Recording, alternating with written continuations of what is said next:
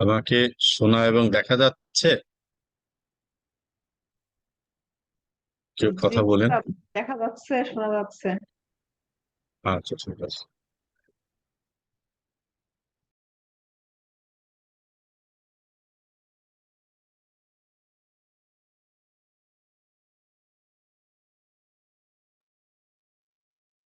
আলহামদুলিল্লাহ। আসসালাতু ওয়াসসালামু আলা রাসূলিল্লাহ। আজকে আমাদের এই কোর্সের 13তম সেশনে কথা বলছি। আল্লাহ তাআলার লাখো কোটি শুকরিয়া যে আমরা আজকে একটি গুরুত্বপূর্ণ প্রসঙ্গ নিয়ে আলোচনা করতে চেষ্টা করব। সেটা হচ্ছে, আমরা খোলাফায়ে রাশিদিনের জীবন নিয়ে কথা বলছিলাম আমাদের এই সেমিস্টার। তো সেখানে আলী রাদিয়াল্লাহু তাআলা আনহু ইসলামের ইতিহাসের চতুর্থ খলিফা হিসেবে যিনি পরিচিত, তার জীবনের একটি পর্ব আমরা সেদিন বলেছি। আজকে তার জীবনের দ্বিতীয় আরেকটি পর্ব নিয়ে কথা বলবো। এখানে যে এই পর্বের মধ্যে উল্লেখযোগ্য অবস্থান আছে হচ্ছে হিজরাত থেকে রাসূলুল্লাহ সাল্লাল্লাহু আলাইহি ওয়াসাল্লামের ওফাত। আমরা জানি যে নবী সাল্লাল্লাহু আলাইহি ওয়াসাল্লামের সাথে তার জীবনের যে সম্পর্ক, সেটা কতটা দীর্ঘ এবং কতটা নিবিড়। আমরা বিগত ক্লাসে বলেছি যে আলী রাদিয়াল্লাহু তাআলা আনহু নবীজির চাচাতো ভাই আবু তালিব, যিনি রাসূলুল্লাহ সাল্লাল্লাহু আলাইহি ওয়াসাল্লামের অন্যতম অভিভাবক ছিলেন, যার ইন্তেকাল এবং খাদিজা রাদিয়াল্লাহু তাআলা আনহার ইন্তেকালের বছরকে ইতিহাসে আমুল হুজুন বা দুঃখের বছর, শোকের বছর হিসাবে উল্লেখ করা হয়। সেই দুঃখ বা কষ্টের বছরটা নবী সাল্লাল্লাহু আলাইহি ওয়াসাল্লামের জন্য, মানে আবু তালিবের মৃত্যু এবং আহ মা খাদিজা রাদিয়াল্লাহু তাআলা আনহার মৃত্যুকে নবীজির জীবনে এত প্রভাব ফেলেছিল, যে কারণে এই মৃত্যু বর্ষটাকে এভাবে বলা হতো। সেটা মাক্কি যুগের আহ 11 বা 12 হিজরির বা 12 সনে, নবুয়তের 12 সনে বা 11 সনে।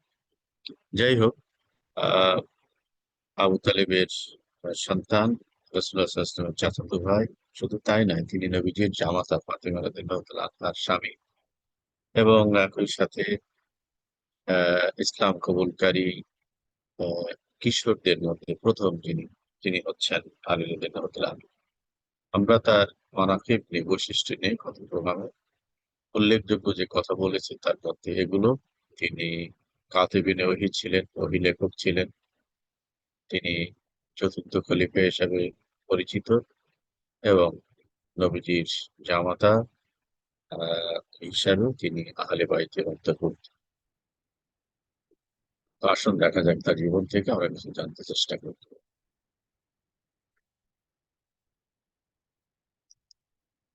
আমরা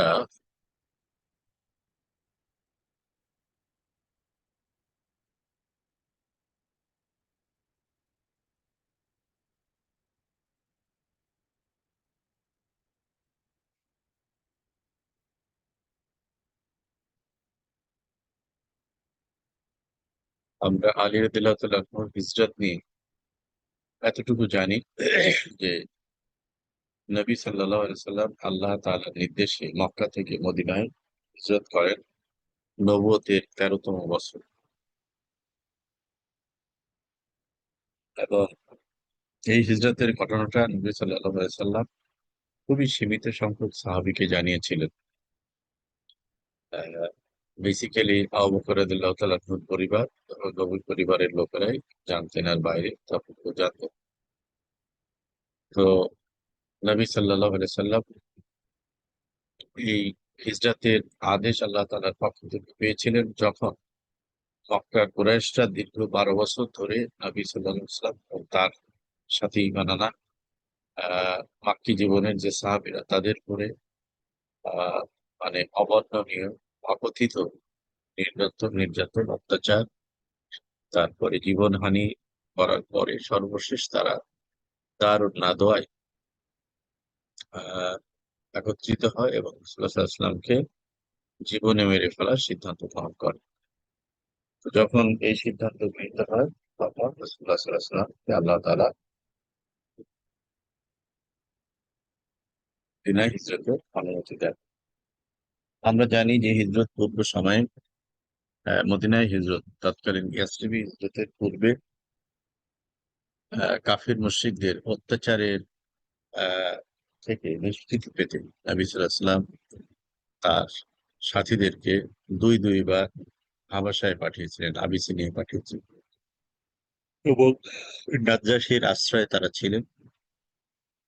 এরপরে নবীজির চাচা মারা যাওয়া, খাদিজা রাদিয়াল্লাহু তাআলার ইন্তেকালের পরে যখন অত্যাচারের মাত্রা আরো বেড়ে গেল, নবীজি মানসিক ভাবে কিছুটা হয়ে পড়লেন, দুর্বল হয়ে পড়লেন। এর সময় তিনি মক্কার নিকটে আপনার তায়েফে, সে একটা ভিন্ন জনপদ ছিল, এখনো আপনারা অনেকে জানেন, সেখানে গেছেন। তো সেখানে তিনি গেলেন একদিন তার আহ পালক পুত্র যায়েদ রাদিয়াল্লাহু তাআলা আনহুকে।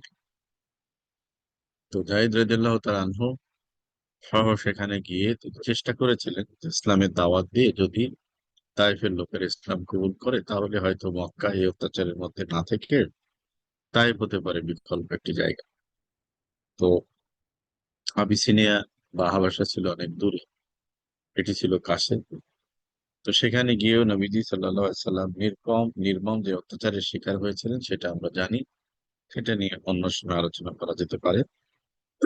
তো সেই তায়েফ থেকে তিনি মানে ব্যর্থ মনোরথ বলা যাবে না, তায়েফবাসীদের অত্যাচার নির্মম আচরণের পরে তিনি সেখান থেকে ফিরে এলেন যে না, দ্বীনের প্রচার প্রসারের জন্য তায়েফ ও মক্কার চেয়ে কোনো অংশে নিরাপদও না, ভালো না।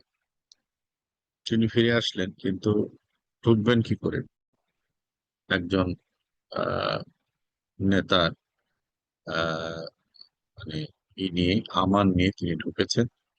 এবং যাই হোক, অল্প কিছুদিন ছিলেন, থাকার পরে যখন তাকে জীবন্ত তাকে হত্যার জন্য সিদ্ধান্ত নেয়, কুরাইশরা ষড়যন্ত্র করে, তখন তিনি হিজরতের জন্য আদিষ্ট হন আল্লাহর পক্ষ থেকে এবং যান।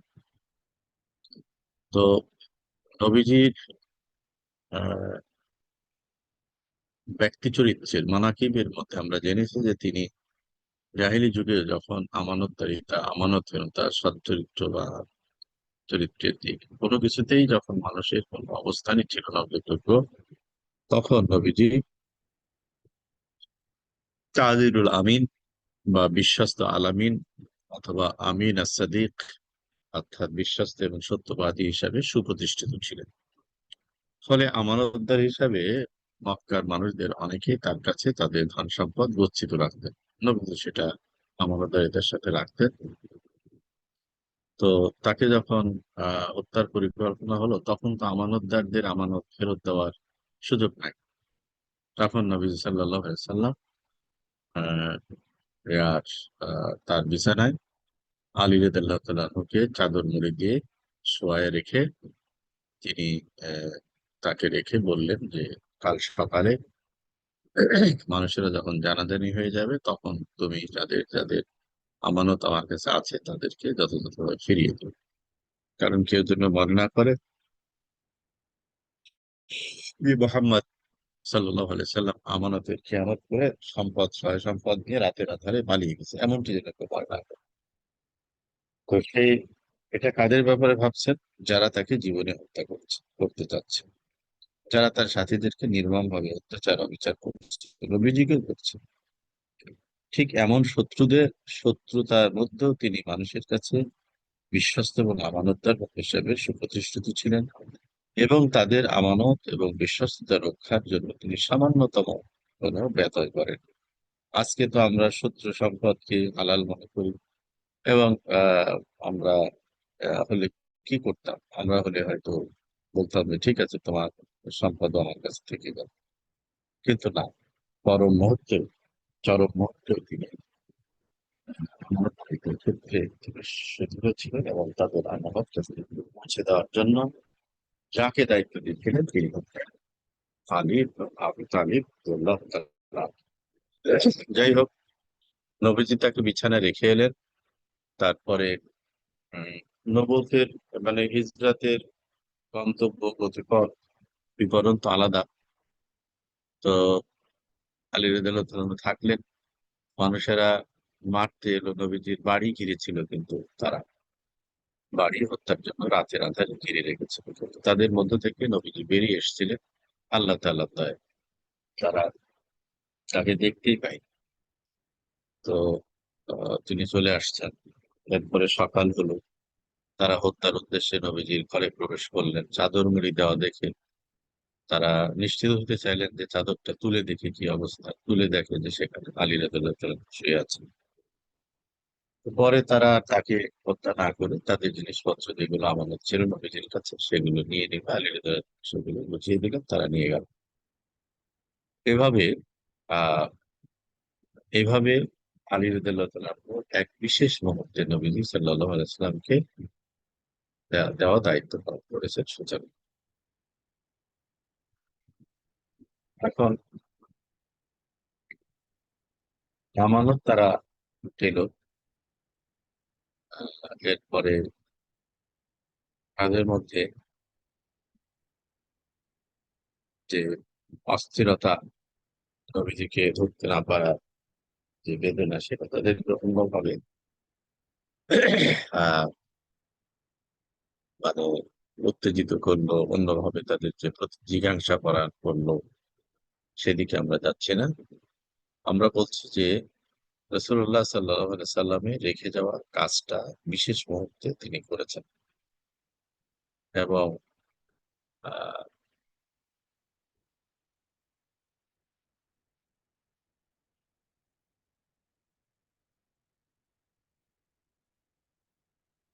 পরে তিনি নবীজির সাথে মদিনায় গিয়ে শরীক হন আর কি। তার ইয়াতে যেতে পারেন আর কি, হিজরাতের মানে নবীজির সাথে শুধু ছিলেন আবু বকর রাদিয়াল্লাহু তাআলা। তারপরে আলী রাদিয়াল্লাহু তাআলা আনহু অল্প কিছুদিনের মধ্যে নবীজির সাথে গিয়ে মদিনায় হাজির হলেন এবং সেখান থেকেই নবীজির কাছে আমৃত্যু থেকেছেন। আলী রাদিয়াল্লাহু তাআলা আনহু মাকামে নবুয়তের সকল দাবি দাওয়া পূরণ করেছিলেন। তার কথা, কাজ, প্রকৃষ্ট দলিল ইসলামের পূর্ণ আনুগত্য জনতাকে উৎসাহিত করতেন। অর্থাৎ নবীজির রিসালাত এবং নবুয়তের মহান দায়িত্বকে মানুষের কাছে তুলে ধরা, যথাযথভাবে বোঝানোর কাজটা তিনি করেছেন নবীজির পাশে থেকে, অর্থাৎ আহ মদিনায় গিয়ে। রাসূল ইসলামের আনুগত্যের ব্যাপারে তিনি তো অন্য সাহাবীদের মতো তিনি খুবই মনোযোগী ছিলেন এবং তিনি খুবই সে ব্যাপারে সিনসিয়ার ছিলেন। আলী রাদিয়াল্লাহু তাআলা আনহুর বর্ণনায় রাসূল সাল্লাল্লাহু আলাইহি ওয়াসাল্লামের নবুয়তের কয়েকটি নিদর্শনাবলী উল্লেখ করেছেন। সেগুলো যেমন রাসূল সাল্লাল্লাহু আলাইহি ওয়াসাল্লাম কর্তৃক বরকতের দোয়া, রাসূল সাল্লাল্লাহু আলাইহি ওয়াসাল্লাম থেকে শোনা গায়বী বিষয়, সংবাদ দান, প্রভাব দ্বারা সাহায্য, মোহরের নবুয়ত, পাহাড় পর্বতের ইসলামের সালাম দান ইত্যাদি কথাগুলো তার পক্ষ থেকে মানুষরা জানতে পেরেছে বা আমরা জানতে পেরেছি। এরপরে আলী রাদিয়াল্লাহু তাআলা আনহু তার খিলাফতকালে সর্বশ্রেষ্ঠ সুন্নাহ বিশেষজ্ঞ ছিলেন। আমরা তার পরিচয়ের মধ্যে অনেকগুলো জিনিস জেনেছি। আত্মীয়তার পরিচয় আর যোগ্যতার জায়গায় তিনি সেই সময় যারা জ্ঞান বিদগ্ধ ছিলেন তাদের মধ্যে একজন ছিলেন। যারা লিখতে পড়তে পারতেন তাদের মধ্যে একজন ছিলেন। তিনি শুরুর দিকে কাতিবুল ওহী, ওহী লেখকদের একজন ছিলেন। অর্থাৎ জামিউল কোরআন, কোরআনকে সংগ্রহ করার কাজে যারা ছিলেন তার মধ্যে তিনি অন্যতম ছিলেন। যখন সমাজে প্রায় শতকরা আহ, প্রায় 10% মানুষই ছিল যারা নিরক্ষর ছিল। শ্রুতি, জ্ঞান চর্চার মানে শোনা, মনে রাখা এর মধ্যে যখন ছিল, সেই যুগে তিনি লিখতে পড়তে এবং উৎপত্তি সম্পন্ন জ্ঞানের অধিকারী ছিলেন। শুধু তাই নয়, তিনি সর্বশ্রেষ্ঠ সুন্নাহ বিশেষজ্ঞ ছিলেন। অর্থাৎ নবী সাল্লাল্লাহু আলাইহি ওয়াসাল্লামের জীবন এবং তার কর্মের ব্যাপারে আহ আপনার অন্তর্নিহিত সত্য সুন্দর করতে তিনি উপস্থাপন করতে পারতেন ভালো করে। তার দলিল আয়েশা রাদিয়াল্লাহু তাআলা আনহা নিজে আহ বলেছেন। এবং আয়েশা রাদিয়াল্লাহু তাআলা বলেন যে জমি নিয়ে বিচরণশীলদের মধ্যে সুন্নাহর জ্ঞানে আলী এখন সর্বসারী। তাবাকাত ইবনে সাদের মধ্যে কথাটা আসছে, অর্থাৎ তিনি চতুর্থ খলিফা, তিনি নবীজির পাশে ছায়ার মতো ছিলেন। তিনি যুদ্ধ মানে ইয়ার হিজরাতের চরম মুহূর্তে এক বিশেষ দায়িত্ব পালনকারী মানুষ, আর আহলে বাইতেরও সদস্য ছিলেন, সম্মানিত সদস্য ছিলেন। তিনি রাসূলুল্লাহ সাল্লাল্লাহু আলাইহি ওয়াসাল্লাম থেকে 585টি হাদিস বর্ণনা করেন, সংখ্যাটি অন্য সাহাবীদের তুলনায় কম। হাদিস বর্ণনার ক্ষেত্রে তার কিছু মৌলিক নিয়ম পদ্ধতি ছিল, যেমন রাসূল সাল্লাল্লাহু আলাইহি ওয়াসাল্লাম সম্পর্কে মিথ্যা বলার সম্ভাবনা থেকে সতর্কতা, আর বর্ণনাকারীর নির্ভরযোগ্যতা এবং মুনকার ও শায বর্ণনাকে তিনি পরিহার করেন। অনেক সাহাবী, তাবেঈন নিজেদের পরিবারের সদস্য সহ অসংখ্য মানুষ আলীর থেকে হাদিস বর্ণনা করেন। আমাদের মধ্যে সবচেয়ে উল্লেখযোগ্য অর্থাৎ আলী রাদিয়াল্লাহু তাআলা আনহু একজন হাদিস বর্ণনাকারী সাহাবী ছিলেন। তার কাছ থেকে যারা হাদিস শুনেছেন, বলেছেন, তার মধ্যে উল্লেখযোগ্য হলো আবু মামা ইয়াস ইবনে সালাবা আল আনসারী রাদিয়াল্লাহু তাআলা আনহু, আবু রাফি আল কিতবি, নবী সাল্লাল্লাহু আলাইহি ওয়াসাল্লামের এক গোলাম সে, তারপরে আবু সাঈদ সাদ ইবনে মুআয রাদিয়াল্লাহু তাআলা, জাবির ইবনে আব্দুল্লাহ, জাবির ইবনে সামুরা, যায়েদ ইবনে আরকামা, আব্দুল্লাহ ইবনে জাফর, আব্দুল্লাহ ইবনে ওমর, আব্দুল্লাহ ইবনে মাসউদ, আমর ইবনে হারিস রাদিয়াল্লাহু তাআলা আনহু, তারা তার কাছ থেকে হাদিস বর্ণনা করেছেন। আচ্ছা, আহলে বাইতের মধ্যে যারা হাদিস বর্ণনা করেন তারা হলো নবীজির নাতি হাসান এবং হুসাইন রাদিয়াল্লাহু তাআলা আনহু, তারপরে আবুল কাসেম আল মাদানী, তার নাতি মুহাম্মদ ইবনে ওমর, এবং আর এক নাতি হচ্ছে জয়নুল আবেদিন, আর বোনের ছেলে জাদ ইবনে হুবাইরা, বাদী ইবনে মুসাব। অর্থাৎ আহলে বাইতের মধ্যে নবী সাল্লাল্লাহু আলাইহি ওয়াসাল্লামের নাতি ভক্তদের মধ্যে থেকে হাদিস বর্ণনাকারী ছিল সিরাত আলী রাদিয়াল্লাহু তাআলা আনহুর দুই ছেলে হাসান এবং হুসাইন রাদিয়াল্লাহু তাআলা আনহু থেকে, তারাও আলী রাদিয়াল্লাহু তাআলা থেকে হাদিস বর্ণনা করেছেন। তো এক্ষেত্রে তিনি বিশেষ মর্যাদা এবং সম্মানের অধিকারী। তাবেঈনদের মধ্যে আবুল আসওয়াদ আলী আল বসরি, আবু বুরদা ইবনে আবু মুসা আশআরী, তারপরে আবু আব্দুর রহমান আসলামি, জাহিদ ইবনে ওয়াইস, জাহিদ ইবনে ওয়াহাব আল জুহানী, সুয়াইদ ইবনে গাফালা, সুরাহ ইবনে হানি, শারাফি, আবু মারি আব্দুল কায়ের ইবনে ইয়াজি, আবু রহমান ইবনে আবি লাইলা, ওয়াইদাত সালমানি, আব্দুল্লাহ ইবনে সালামা, আব্দুল্লাহ ইবনে শাকিক, আলকাম ইবনে কায়েস, আবু ইয়াহইয়া ওয়াইল ইবনে সাদ, হানি ইবনে হামিদ আল দানি, ইয়াজিদ ইবনে শরীক। অনেকগুলো নাম করছি। তাহলে আহলে বাইতরা তার কাছ থেকে নবীজির হাদিস বর্ণনা করেছেন, শুনেছেন এবং পরবর্তীতে বর্ণনা করেছেন। এবং তাবেঈন, আমরা জানি যে নবী সাল্লাল্লাহু আলাইহি সাল্লামকে যে মানুষেরা ইমানের সাথে দেখেছেন, সঙ্গ লাভ করেছেন, তার পবিত্র সান্নিধ্য, তাদেরকে আমরা সাহাবী বলি। সাহাবীদের মর্যাদার ব্যাপারে কোরআন কারীমের বক্তব্য হলো রাদিয়াল্লাহু তাআলা আনহু, রাদিয়াল্লাহু আনহু ওয়া রাদু আনহু। তারা আল্লাহর প্রতি খুশি, আল্লাহ তাআলা তাদের প্রতি খুশি। সাহাবী হওয়ার এই সমাহার গৌরব এবং মর্যাদা সম্পর্কে যেমন জানি, আবার সাহাবীদেরকে যারা ইমানের সাথে দেখেছেন, সংস্পর্শ পেয়েছেন, শিখেছেন, এই মানুষগুলোকে তাবেঈন বলা হয়। আর এর পরের যে যুগ আছে সেটা হলো তাবেঈন, অর্থাৎ নবী সাল্লাল্লাহু আলাইহি ওয়াসাল্লামের পবিত্র সংস্পর্শ লাভ, সরাসরি সংস্পর্শ লাভকারী মানুষগুলোকে বলা হয়। চরিত্র মাধুরী বা সাক্ষাৎ যারা পেয়েছেন তারা, আর নবীজির এই প্রিয় সাথীদের সাক্ষাৎ যারা ইমানের সাথে পেয়েছে তারা হলো তাবেঈন। আর তাবেঈনদের যারা আহ সাক্ষাৎ পেয়েছে একইভাবে ইমানের সাথে অনুকরণ অনুসরণ করেছেন, তাদেরকে বলা হয় তাবেঈন। নবী সাল্লাল্লাহু আলাইহি ওয়াসাল্লামের দোয়ার মধ্যে আমরা জানি যে খায়রুল কুরুনি কারনি, যুগ সময়ের মধ্যে উত্তম যুগের মধ্যে হলো কারনি, আমার যুগ, সোম্মাল্লাদিন এলো না, সোম্মাল্লাদিন এলো না, তারপর যুগ এবং তারপর। তার মানে মানব ইতিহাসে তিনটা যুগকে নবী সাল্লাল্লাহু আলাইহি ওয়াসাল্লাম কন্ট্রোল করেছে মানব ইতিহাসে। তার মধ্যে নবী সাল্লাল্লাহু আলাইহি ওয়াসাল্লামের যুগ, তারপরে অর্থাৎ সেই সময় সাহাবীরা ছিলেন, তারপরে বলতে পারেন সাহাবী তাবেঈনদের যুগ। তো যাই হোক, এই সোনালী যুগে মানুষ তারা ছিলেন। এখানে যারা আলী রাদিয়াল্লাহু আনহু থেকে হাদিস বর্ণনা করেছেন তাদের মধ্যে প্রথম যে নামটা তাবেঈনদের দেখতেছেন, আবুল হাসান দোয়ালি আল বসরি। তার একটা বড় অবদান আছে ইতিহাসে, আরবি ভাষা সাহিত্যের ইতিহাসে, যে তিনি আলী রাদিয়াল্লাহু আনহুর নির্দেশে নাহু শাস্ত্রের সূচনা করেন। আমরা আরবি ভাষা সাহিত্যের কয়েকটা পার্ট জানি, মরফোলজি বা মানে সরফ, আর একটা হচ্ছে নাহু। এই নাহু শাস্ত্রের সূচনাকারী হচ্ছেন আবুল আসওয়াদ দোয়ালি আল বসরি। আর এই সূচনার আদেশ মূলত দিয়েছিলেন আলী রাদিয়াল্লাহু আনহু। তার প্রজ্ঞা, তার বিজ্ঞতা, তার জ্ঞান এবং জ্ঞানের গভীরতা, সেটি নিয়ে তো আমরা একটু আগে বলেছি।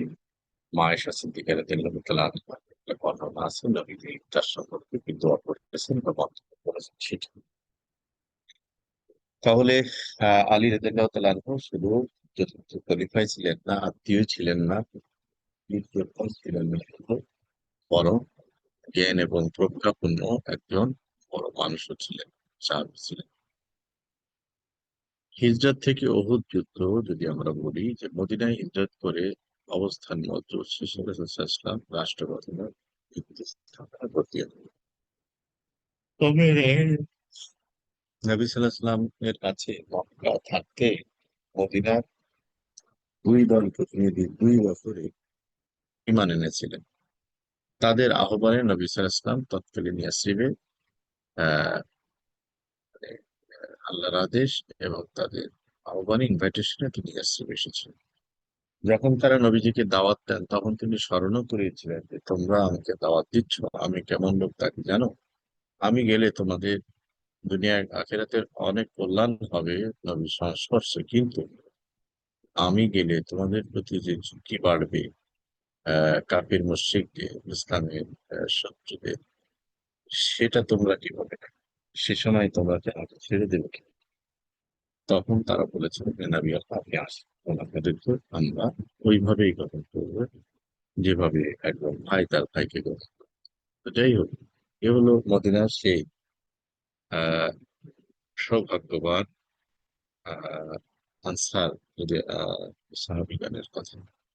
যাই হোক, মদিনায় হিজরত করে অবস্থান, রাসূলুল্লাহ সাল্লাল্লাহু আলাইহি ওয়াসাল্লাম যখন মদিনা রাষ্ট্র গঠনের সিদ্ধান্ত নিলেন, তখন আমরা জানি যে চার্টার অফ মদিনা করলেন, মদিনা সনদ করে সেখানে মদিনায় যারা বসবাস করতেন সেখানে মুসলিমদের বাইরেও আপনার আহ ইহুদি ছিল, খ্রিস্টান ছিল, তারপরে ধর্মহীন মানুষেরা ছিল, সাবেক ও গোষ্ঠীর লোকেরা ছিল। নবীজি সবাইকে এক জায়গায় করে তার লিডারশিপে মদিনা রাষ্ট্রকে একটা মানে শান্তিপূর্ণ এবং বিরোধ মুক্ত একটা রাষ্ট্র তৈরি করার উদ্যোগ নিলেন। মানুষের নবীজির লিডারশিপকে মেনে নিলেন, দায় দিলেন। তিনি চার্টার তৈরি করে মদিনা রাষ্ট্রের ভিত্তি স্থাপন করলেন। এরপরে কর্ণের আলোকে রাষ্ট্র পরিচালনা যে সমস্ত বিধিবিধান আছে, বিচার ব্যবস্থা আছে, শাসন ব্যবস্থা আছে, অর্থ ব্যবস্থা আছে, পররাষ্ট্রনীতি আছে, সব এক এক করে মদিনা রাষ্ট্রের জন্য এটা, আহ, করেছেন।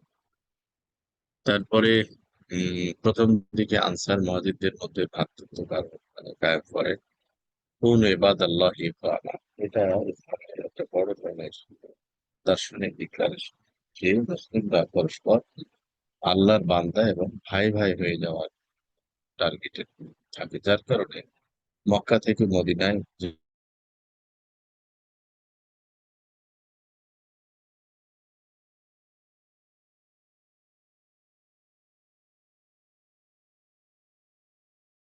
দেওয়া, খুব কম মানুষই তাদের ওয়াইফ বা বাচ্চা কাচ্চা নিয়ে ছিলেন। যাই হোক, এসবকে গ্রহণ করেছিলেন আপন মহিমায় আপন করে, তারা হচ্ছে মদিনাবাসী। এই জায়গায় তিনি ভূমিকা পালন করেন। প্রতিবেশী ইহুদিদের সাথে করেন আনাগোনা চুক্তি। তারপরে শুরু হয় বিভিন্ন অভিযান, গোড়াপত্তন, আলীর নবীজির এই কর্মব্যস্ত, অর্থাৎ একটি রাষ্ট্র প্রতিষ্ঠার জন্য যত কাজ আছে, এই কাজগুলোর সাথে নবীজি তাকে যেখানে যেভাবে লাগিয়েছেন তিনি সেখানে ভূমিকা পালন করেছেন। বিশেষ করে অর্থনীতি, শিক্ষানীতি, আদর্শ, সামাজিক তো আলোচিত হয়েছিল। এই প্রত্যেকটা বিষয় নিয়ে, অর্থাৎ হিজরতের পরে নবী সাল্লাল্লাহু আলাইহি ওয়াসাল্লাম প্রায় 10 বছর বেঁচেছিলেন। এই 10 বছরে তিনি নিজে অংশগ্রহণ করেছেন 20টা থেকে বেশ কয়েকটা যুদ্ধে। তারপরে প্রায় 80, 85 বা 87টা সর্বমোট যুদ্ধ বা অভিযান তিনি পাঠিয়েছিলেন। এই সবকিছুর সাথে আহ তিনি নবীজির সাথে কাটিয়েছেন এবং সঙ্গ দিয়েছেন।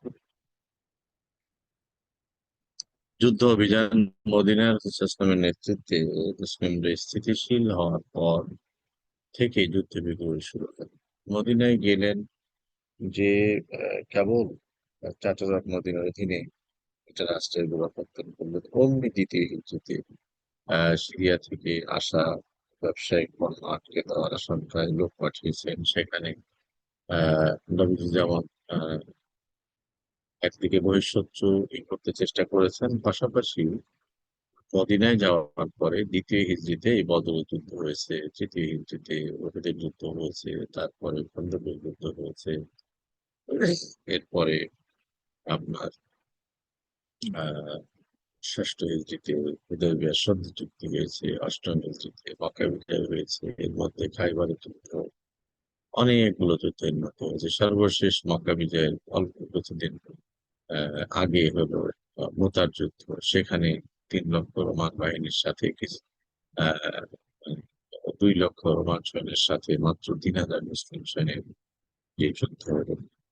তো এই যে অসংখ্য যুদ্ধ, অভিযান, একটা টার্মোইলের মধ্যে নবী সাল্লাহ ইসলামের পাশে থেকে তাকে সঙ্গ দেওয়া যে সাহাবীরা ছিলেন তার মধ্যে আলী রাদিয়াল্লাহু তাআলা ছিলেন। আহ, এরপরে গাজওয়ে উসায়রা, এ সকল যুদ্ধ বিগ্রহের প্রত্যেকটি আলী রাদিয়াল্লাহু তাআলা শরীক ছিলেন। তার মধ্যে একটি ছিল গাজওয়ে উসায়রা, যা বদর যুদ্ধের খুবই সংঘটিত। আহ আবু সালামা ইবনে আব্দুল আসাদকে মদিনার অস্থায়ী গভর্নর নিযুক্ত করে উসায়রা নামক স্থানে রাসূলুল্লাহ সাল্লাল্লাহু আলাইহি ওয়াসাল্লাম। এরপরে আহ মানে আমরা জানতে চেষ্টা করছি যে খলিফা হিসাবে দায়িত্বভার নেওয়ার পরে ইসলামী রাষ্ট্রের প্রধান হিসাবে হিসাবে যা করেছিলেন সেটা তো আছেই, কিন্তু মদিনায় হিজরত করার পরে নবী সাল্লাল্লাহু আলাইহি ওয়াসাল্লামের লিডারশিপে 10 বছর থেকে তিনি ও কাছাকাছি থেকে নবীকে দায়িত্ব দিয়েছেন, সবগুলো করেছেন। যেমন আমি একটু আগে বলেছি, তিনি ওহী লেখক ছিলেন, তিনি বিচারকের দায়িত্ব পালন করেছেন, তিনি যুদ্ধের সেনাপতি হয়েছেন, একটি যুদ্ধে অভিযান ছিল। বদর যুদ্ধের বললাম যে সেখানে সব সাহাবীদের সাথে তিনি অংশগ্রহণ করেছিলেন, আহ, এর বিরুদ্ধে ভূমিকা রেখেছেন। এরপরে আহ, তাবুক ছাড়া আগের অনেক তাবুক যুদ্ধে নবীজি তাকে পাঠান, তো বাকি সব যুদ্ধে করেছে।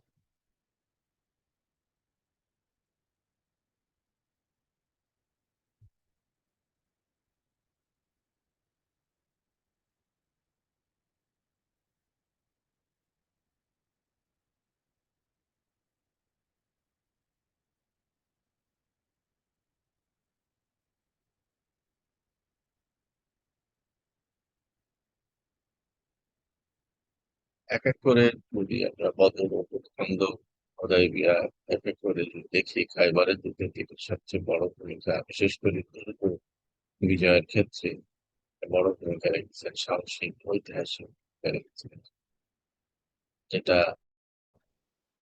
তাকে আল্লাহর বাগ পাওয়ার সুযোগ করে দিয়েছিল। বুঝিয়ে দিচ্ছে বড় আহ, আপনার মর্যাদাপূর্ণ উপাধি পাওয়ার টপিক। আমরা গতদিন বলেছি তার নাম ছিল প্রধান অংশ পেয়েছে বন্ধক থেকে ইসলামের ইন্তেকাল পর্যন্ত বেসিক্যালি আলাদা করে আপনারা পড়তে পারেন। আর না হলে এতটুকুই বলা যায় যে নবী সাল্লাল্লাহু আলাইহি ওয়াসাল্লামের সাথে ইসলামের একদম প্রথম থেকে তিনি ইসলাম গ্রহণকারী যুবকদের মধ্যে প্রথম। আর এমনি পারিবারিক ভাবে তো তার বাবার বাসাতেই বড় হয়েছে, আবু তালিবের বাসা থেকে বড় হয়েছে তারাও ছেলেদের সাথে। তো সেই অর্থে দুধ ভাই বা চাচাতো ভাই হিসাবে আহ, থেকেছেন। তিনি এরপরে তো ইসলাম কবুলের পরে ইসলামের ধর্মের সম্পর্ক আছে মক্কা সব অত্যাচার সব অন্যায় সবকিছুর সাথেই ছিল। মদিনা এসেও তো মুসলমানদের সাথে যে ইসলামী রাষ্ট্রের সুপ্রতিষ্ঠা সুপ্রিকরণের সেগুলো করেছে। তো এটা বলা যায় সংক্ষেপে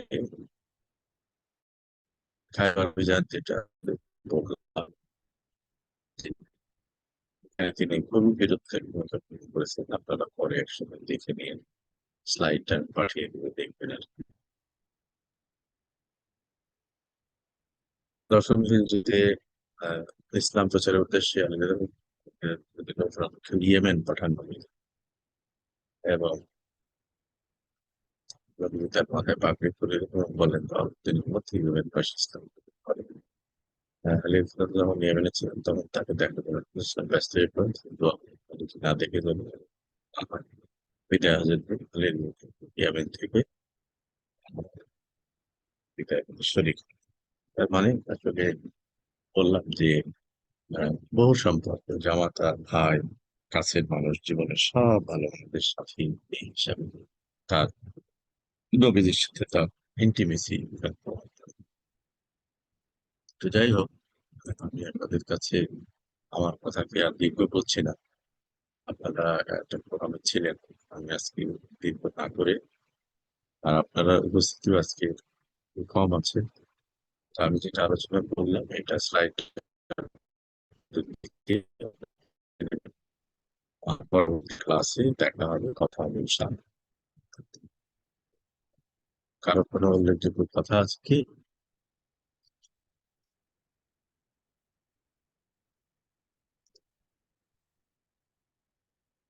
আচ্ছা, না থাকলে আমরা এখানে আমাদের কথা শেষ করি।